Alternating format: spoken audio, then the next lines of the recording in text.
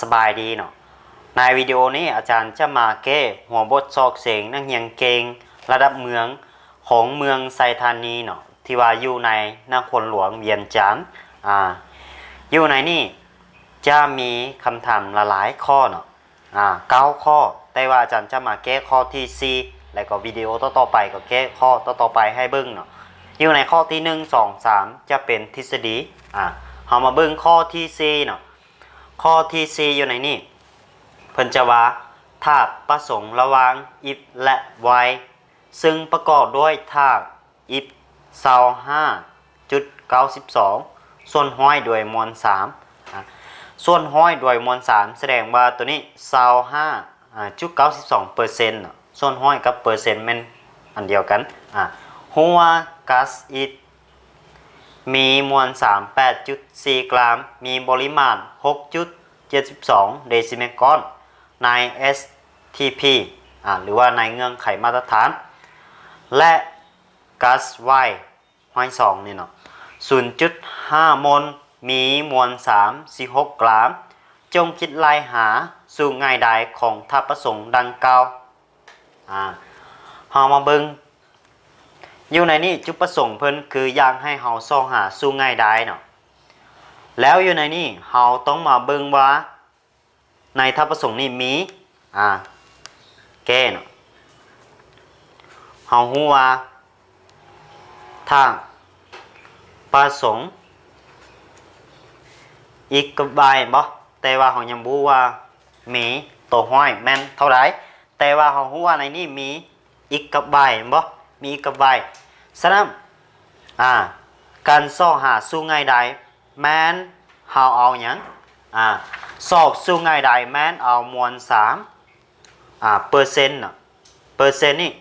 มาหารให้มวล3อะตอมมวล3อะตอมนี่เราต้องได้ไปสร้างอัตราส่วนระหว่าง x กับ y x ต่อ y อันนี้เนาะแล้วเปอร์เซ็นต์ของ y นี่หารให้มวล3อะตอมของมวล3อะตอมของ y คือกันเนาะมวล3อะตอมต้องได้แบบนี้แล้วจึงเอาอัตราส่วนที่น้อยที่สุดนี่มาใส่ตรงห้อยเป็นสู่ง่ายได้แต่ว่าอยู่ในนี้สังเกตเบิ่งว่าเฮาฮู้หยังเปอร์เซ็นต์เฮาฮู้บ่เปอร์เซ็นต์ของอิฐเฮาฮู้บ่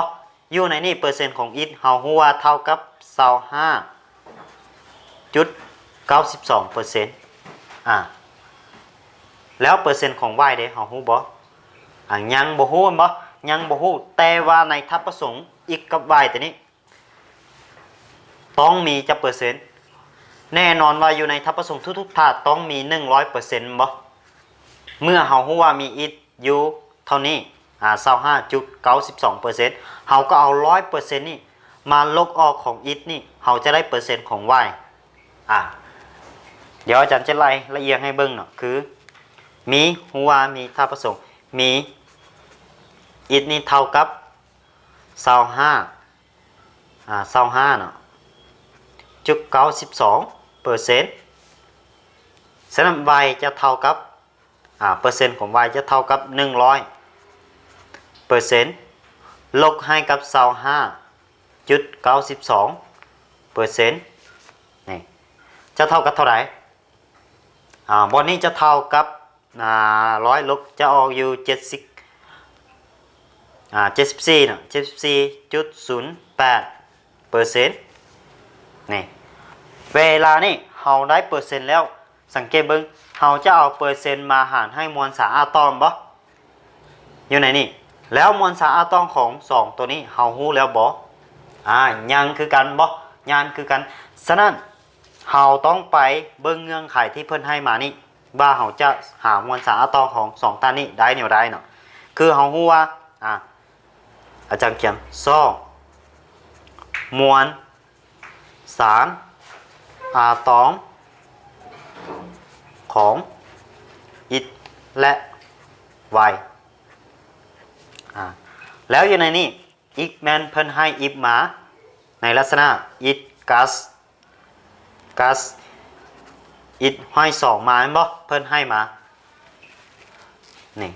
แล้วอยู่ในนี้เพิ่นว่ามีมวล3แมน 8.4 กรัม มีปริมาตรแม่น6.72 เดซิเมกร TSP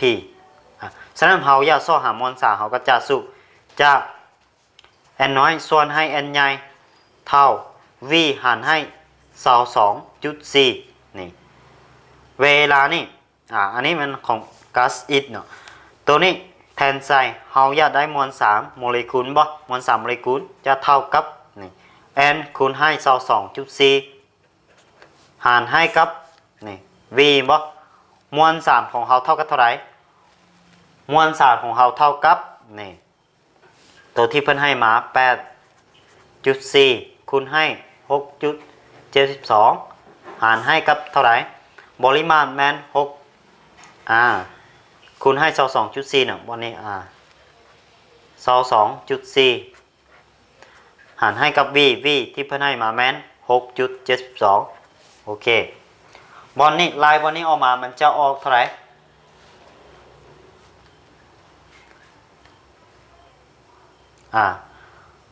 ตัวนี้จะออกอยู่คูณกันออกมาเป็น28บ่28กรัมต่อมลจะ28จุดน้อยนึงแต่ว่าเอาเกิดเท่า28ฉะนั้นเฮาฮู้ว่ามวล3โมเลกุลของก๊าซอิฐเวลานี่ตัวอย่างอาจารย์จะยกตัวอย่างให้เบิ่งก่อนเนาะออกซิเจนถ้าว่าออกซิเจนละลานี่เฮาเอิ้นว่าอะตอมออกซิเจนมีมวลสารอะตอมแม่น16แต่ว่าเวลาออกซิเจนมีห้อย2ปึ๊กแบบนี้เฮาจะ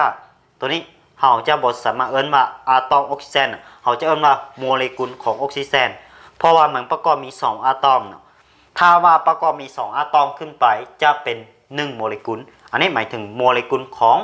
ออกซิเจนฉะนั้นมวล3โมเลกุลจะเท่ากับตัวห้อยคูณให้มวล3อะตอมบ่คือ2เท่า2คูณให้16จะเท่ากับหยังนี่32บ่เทียงง่ายๆคือของเฮานี่อิฟห้อย2บ่อิกห้อย2มีมวล3โมเลกุลเท่ากับ28เฮาอยากได้มวล3อะตอมแม่นมวล3อะตอมของอิฐละล่าแม่นเวลานี่จะเท่ากับตัวห้อย2นี่คูณให้มวลสารอะตอมของอิฐเฮายังบ่ฮู้แม่นเฮาเขียนไปได้ก็ได้2อิฐบ่2คูณให้อิฐเพราะอิฐนี่เฮายังบ่ฮู้ว่ามวลสารอะตอมเท่าไหร่เท่า28เอา28นี่ถอนอิฐละล่านี่จะเท่ากับ28หารให้2จะเท่า14ฉะนั้นมวลสารอะตอมของอิฐนี่เท่ากับ14บ่เท่ากับ14ยังคงไวฉะนั้นไวเฮามาเบิ่งวางไว้นี่เงื่อนไขเพิ่นให้ตัวไวนี่มาคือเงื่อนไขที่บนเลขให้มาคือเพิ่นว่าก๊าซไวนี่มีห้อย2คือกันเนาะบนเลขให้มาก๊าซไวห้อย2นี่ 0.5 มลมีมวล346 กรัมจงคิดลายหาสูบง่ายใดของทัพผสมเฮาฮู้ว่าไวนี่ 0.5 มลมีมวล3เท่านี้เฮาก็ไวก๊าซไวห้อย2เนาะมี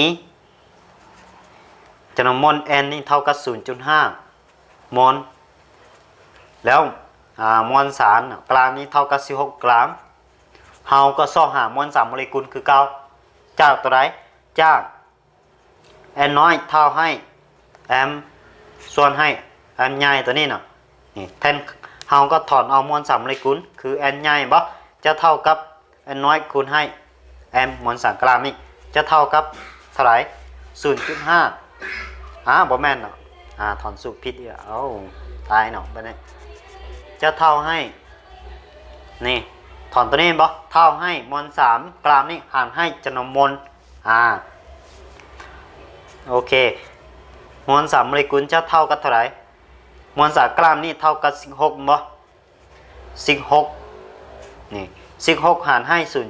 0.5 จะออกอยู่32เนาะ32กรัมต่อมลอันนี้คือมวล3โมเลกุลแล้วบัดนี้เฮาอยากได้มวล3อะตอมมันคือ9เนาะคือ9y นี่มีมวล3โมเลกุลเท่ากับ32นี่เวลานี่เฮาถอน y บ่ถอน y จะเท่ากับเท่าไหร่ 32หารให้2บ่จะเท่ากับ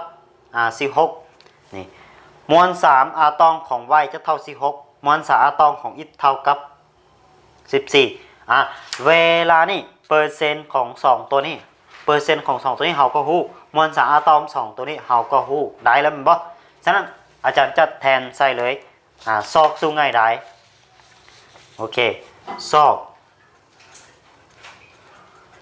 สู้ง่ายได้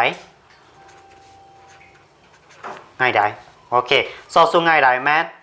สร้างอัตราส่วน x ต่อ y แบบนี้เลยเอาเปอร์เซ็นต์ของ x นี่เท่ากับ25บ่เพิ่นให้มา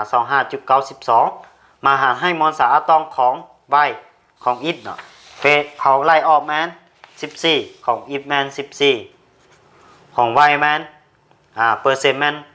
74.08 หารให้กับ16หารเลขตัวนี้ออกมาบอลนี้หารออกมาจะออกอยู่ 1.85บอลนี้เอาหารตัวนี้หารตัวนี้ออกมาเอาอยู่4.63เวลาเฮาขั้นตอนนี้ให้เฮาเบิ่ง2ตัวนี้ตัวใดน้อยแม่นหารให้ตัวเฮาตัวใดน้อยแม่นเฮาพร้อมเอา2ตัวนี้หารให้ตัวที่ว่าน้อยที่สุดเนาะคือสังเกตเบิ่ง 1.85 กับ 4.63 นี่ตัวนี้จะน้อยกว่าบ่ฉะนั้นเอาตัวนี้1.85 มาหารให้ 1.85 ตัวนี้คือกัน 4.63 อาหารให้กับ1.85 นี่บอลนี้จะออก1บ่แล้วบอลนี้เด้จะออก 2.5 บ่ 2.5 ไปนิดนึงแต่ว่าเท่าเกิดเท่า 2.5 นะแล้วเวลานี่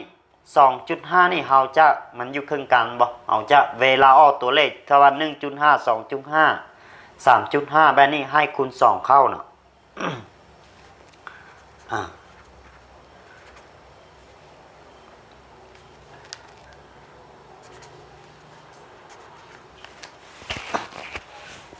เราจะได้แมน2คูณ2เข้าคูณ2เข้าเนาะจะได้แมน2กัน5สู้ง่ายได้สู้ง่ายไหนคือเราจะได้สู้ง่ายได้แมนอิฟมีห้อย2ใบมีห้อย5โอเคจะหมดเท่านี้เนาะสำหรับข้อที่4ข้อที่4ถ้าว่าน้องๆอยากได้หัวบทเนาะให้เบิ่งใต้วิดีโอนี่อาจารย์จะเอาลิงก์ใส่ใต้วิดีโอนี่แล้วไปเบิ่งได้เนาะหัวบทจะมีอยู่9ข้ออันนี้สำหรับข้อที่4เนาะแล้ววิดีโอต่อไปอาจารย์จะแก้ข้อ5ข้อ6ข้อต่อไปเนี่ยลองติดตามเบิ่ง